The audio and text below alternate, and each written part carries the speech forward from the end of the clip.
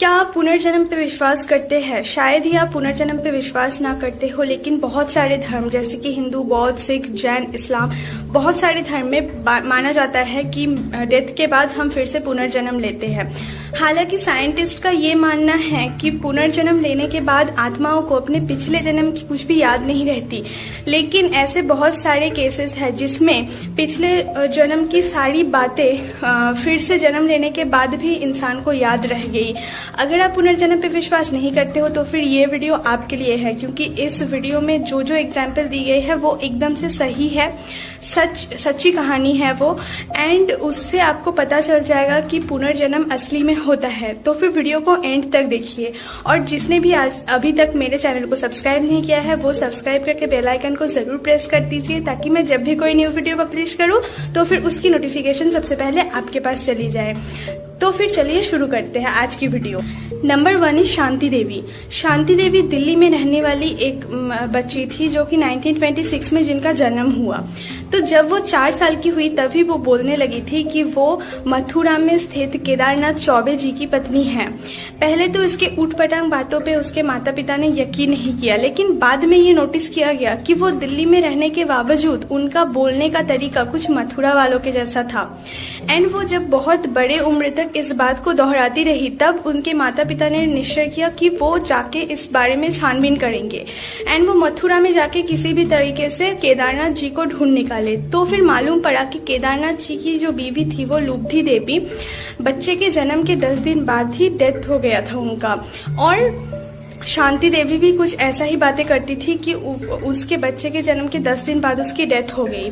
बाद में इस बात को जांच पड़ताल करने के लिए केदारनाथ चौबे जी दूर के रिश्तेदार बनके शांति देवी से मिलने आए, लेकिन शांति देवी ने उनको पहचान लिया था। केदारनाथ जी ने उनसे बहुत सारे ऐसे सवाल पूछे जो सिर्फ और सिर्फ लुब्धि देवी को मालूम था, लेकिन उन सारे सवालों के जवाब शांति देवी ने दे दिया, जिससे कि उनको मालूम पड़ गया कि लुब्धि देवी ही दोबारा पुनर्जन्म लेके शांति देवी बनके पैदा हुई थी। नंबर 2 इज चना खाई, थाईलैंड। चना खाई का जन्म 1962 में थाईलैंड में हुआ था। ये बच्चा 2 बर्थ मार्क लेके पैदा हुआ था। पहले तो इसके पेरेंट्स को ये एक नेचुरल सा बात लगा, लेकिन बाद में जब वो 2 साल का हुआ तब उसने बताया कि वो चना खाई नहीं बल्कि बुआ काई है, एंड पासी के गांव खाओपड़ा में वो स्कूल टीचर है। एंड जब वो स्कूल में जा रहा था तभी किसी ने उसको पीछे से गोली मारी, एंड उसके वजह से उसकी डेथ हो गई।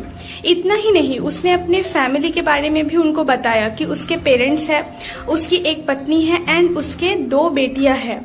इस बात को जांच पड़ताल करने के लिए चना खाई के साथ उसकी दादी खाओपड़ा गई। तो फिर चना खाई ने बिना किसी मदद के बुआ काई के घर को ढूंढ निकाला, एंड वो बुआ काई के घर में जाके उनके पेरेंट्स से भी बात किए। उनके पेरेंट्स को पहले तो ये यकीन नहीं हो रहा था कि बुआ काई ने फिर से पुनर्जन्म लिया है, इसलिए उन्होंने बहुत सारे टेस्ट किए, जैसे कि अपने सामानों में से बुआ काई के सामान को अलग करना। लेकिन चना खाई ने अनएक्सपेक्टेडली सारे चीजों के सारे टेस्टों में वो पास हो गए। इनफैक्ट वो अपनी बेटियों को नाम से ही पुकार रहे थे। वहां पे उसकी बड़ी बेटी मौजूद नहीं थी, तो उसने उसके नाम से ही उसको पुकारा कि वो कहाँ है।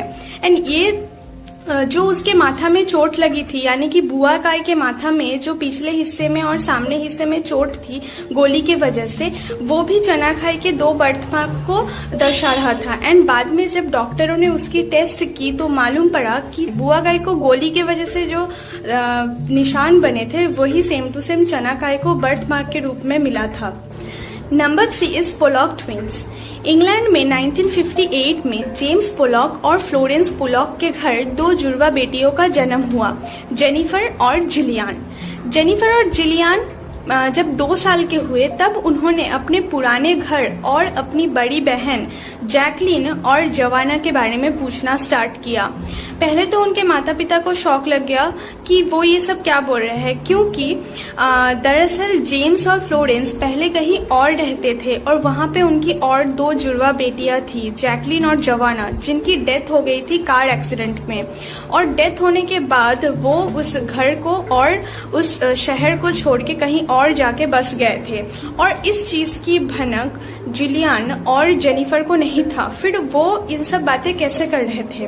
दरअसल हुआ यूं था कि जैकलिन और जवाना ही दोबारा से पुनर्जन्म लेके जिलियन और जेनिफर के रूप में उनके घर पैदा हो गई थी। जिलियन और जेनिफर अपने दीदियों के हर एक फेवरेट चीज, फेवरेट सामान, उनके स्कूल का नाम, उनके फ्रेंड्स का नाम, सब कुछ उनको बता दिया था, जो कि उनको पहले से मालूम नहीं था। यहाँ तक कि जेम्स ने और एक बात नोटिस किया था कि जिलियन को कुछ ऐसे ही निशान थे जिलियन के पैरों पे, जो जैकलिन को एक बाइक से गिर जाने की वजह से हुई थी। और इससे ये साबित होता है कि जैकलिन और जवाना ही फिर से जेनिफर और जिलियन के रूप में जेम्स और फ्लोरेंस के घर आ चुके थे। Number 4 is James linear. James का जन्म 1998 में हुआ था। जब वो 2 साल के थे तब उसने प्रशांत महासागर में स्थित लाजिमा नाम के आइलैंड की ओर इशारा किया एंड उन्होंने कहा कि वहां पे उनकी प्लेन क्रैश हो गई थी एंड उनकी डेथ हो गई थी। बाद में उन्होंने पूरा डिटेल्स बताया कि 1945 में वर्ल्ड वॉर 2 के टाइम पे ही किसी जापानी सोल्जर के वजह से उसकी डेथ हो गई थी एंड उसके साथ उसके कई सारे साथियां भी मारे गए थे। बाद में जब इस चीज की छानबीन की गई तो पता चला कि उस आइलैंड में सिर्फ एक ही प्लेन क्रैश हुआ था, जो कि अमेरिकी सैनिक लेफ्टिनेंट जेम्स हस्टन जूनियर का था। बाद में जब जेम्स लीनियर के माता पिता जेम्स लीनियर के साथ जेम्स हस्टन जूनियर के घर गए तो उसके बूढ़े माता पिता को देखकर जेम्स लीनियर को भी वही सारे फीलिंग्स आए जैसे कि जेम्स हस्टन को अपने माता पिता को देख के आते थे। एंड जेम्स लीनियर ने अपने मम्मी से बहुत सारी ऐसी बातें शेयर की जो सिर्फ और सिर्फ जेम्स हस्टन को ही मालूम था। Number 5 is Hanan Mansour and Suzanne Ghanem. Hanan Mansour Lebanon में रहने वाली एक औरत थी जिनके पति का नाम था फरूक मंसूर एंड उनकी 2 बेटियां थी, लीला और गलारा।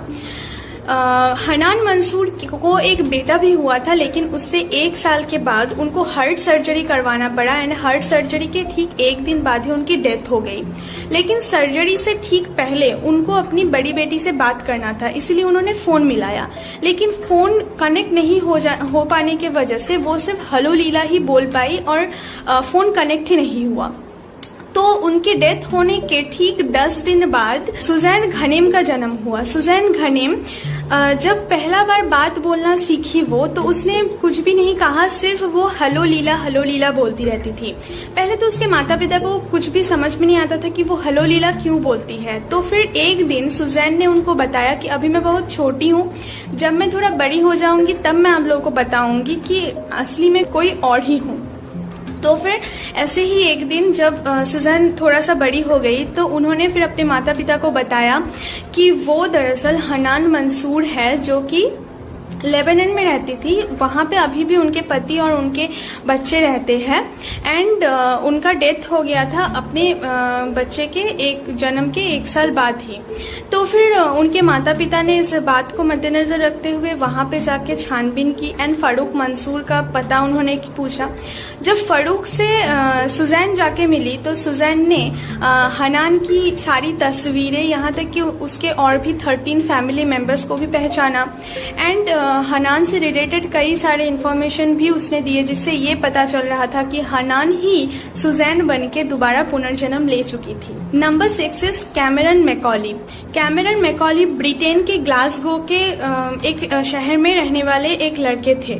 महज जब 2 साल की उम्र थी तभी उन्होंने बताया कि उनके माता पिता नहीं हैं एंड उनके माता पिता उस शहर से करीब 200 माइल दूर बारादीप नाम के एक शहर में रहते हैं और वहीं पे उनकी पूरी फैमिली भी है। जब वो 5 साल के हुए तब तक उन्होंने लगातार यही बातें बोलते रहे वो कि उसकी फैमिली वो वाली नहीं थी जिसके साथ वो रह रहे थे, उसकी फैमिली बारादीप में है एंड उसके पिता सेन रॉबर्टसन भी कार एक्सीडेंट में मर चुके थे। उसने अपने घर का कलर, अपने कुत्ते का ब्रीड, बहुत कुछ ऐसा बताया था। तो इन सारी चीजों को देखते हुए कैमेरन की माँ नॉर्मा ने तय किया कि वो बारादीप जाके इन सब चीजों के बारे में छानबीन करेगी। तो जब वो बारादीप जाके उस फैमिली को ढूंढ निकाली तो फिर आश्चर्यजनक बात ये थी कि उसने, यानी कि कैमेरन ने जो भी सारी इन्फॉर्मेशन दी थी कि उसके कुत्ते के ब्रीड के बारे में, उसके घर के कलर, उसके फैमिली मेंबर्स के नाम, पता, ये सब चीज, वो सारे पर्सन, वो सारी जगह ओरिजिनल थी। Number 7 is Rashid Khadij and Daniel Jurdi. Rashid Khadij Lebanon के फरमट्टा नामक एक शहर में रहने वाले एक ऑटो मैकेनिक थे। जब उनका 25 साल उम्र था, यानी कि 1968 में, उनको उनके एक दोस्त इब्राहिम ने कार राइड पे जाने के लिए बोला। तो वो दोनों दोस्त मिलके कार से जाने लगे। तो मेडिटेरियन सी के पास ही एक बीच था जिसका नाम था मिलिट्री बीच। तो मिलिट्री बीच के पास आते आते इब्राहिम ने अपने कार से नियंत्रण खो दिया एंड जो रशीद कार के अंदर बैठे थे उन्होंने भी कार से छलांग मार दी एंड वो सड़क के बल गिर के और मर गए वहीं पे। तो इस घटना के ठीक 1 साल बाद डैनियल जुर्दी का जन्म हुआ यूसुफ और लतीफा के घर पे। लेकिन डैनियल किसी भी हद में ये मानने के लिए तैयार ही नहीं था कि यूसुफ उसके पिता है।